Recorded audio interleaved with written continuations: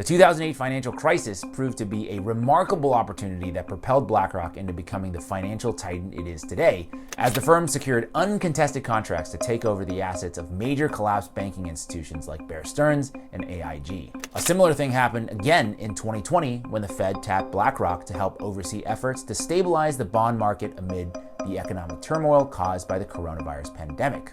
Now, they didn't get handed the keys by accident. It was all a very carefully and methodically orchestrated plan over time. There is a playbook, so to speak.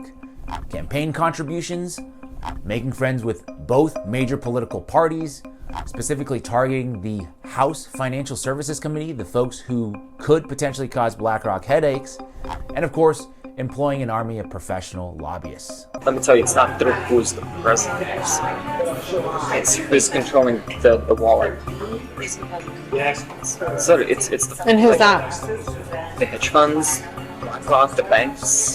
These guys run. Just how high up in the US government have they been able to penetrate? Well, currently there are 3 BlackRock veterans with appointed positions in the Biden cabinet. Brian Deese, the former global head of sustainable investing at BlackRock, is Biden's chief economic director. Michael Pyle, BlackRock's former global chief investment strategist, is Kamala Harris's chief economic advisor. Let me tell you, those 2 positions do not require Senate confirmation, and they are actually the first duo of the modern era to go from the same Wall Street investment firm to jobs as top economic advisors to the president and the vice president of the United States at the same time. Wally Adeyemo, the former chief of staff to BlackRock CEO Larry Fink, he is now the current deputy Treasury Secretary. And let's not forget, Larry Fink, the chairman and CEO of BlackRock, is a member on the board of trustees of the World Economic Forum. It cannot be a coincidence which firm of all firms was tapped to lead the investment to rebuild Ukraine.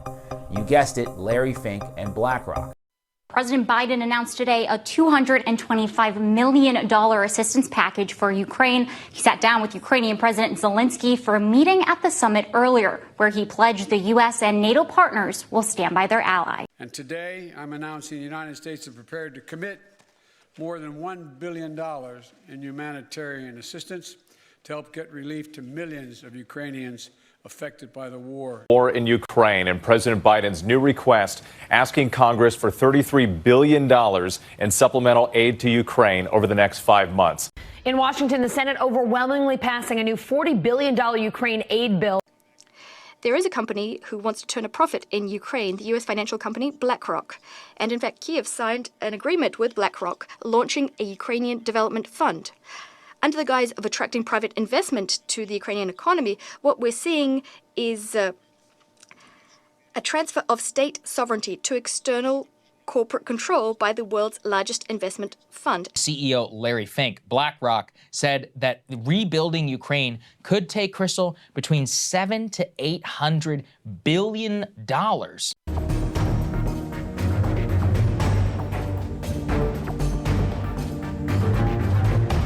Zelensky comes to this country, he walks away with $60 billion. He's the greatest salesman ever. And I'm not knocking him, I'm not knocking anything. I'm only saying the money that we're spending on this war, and we shouldn't be spending, it should have never happened. I will have that war settled between Putin and Zelensky as president-elect before I take office on January 20th. I'll have that war settled. 10 years ago, we had a global order, the liberal order. Then this order was repeatedly attacked, not only from outside, from forces like Russia or North Korea or Iran that never accepted this order, but also from the inside, even from the United States, with the election of Donald Trump, which says, I don't care about any kind of global order.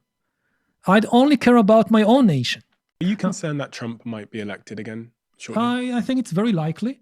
And if it happens, it is likely to be the kind of like the death blow to what remains of the global order. Take a look at what happened.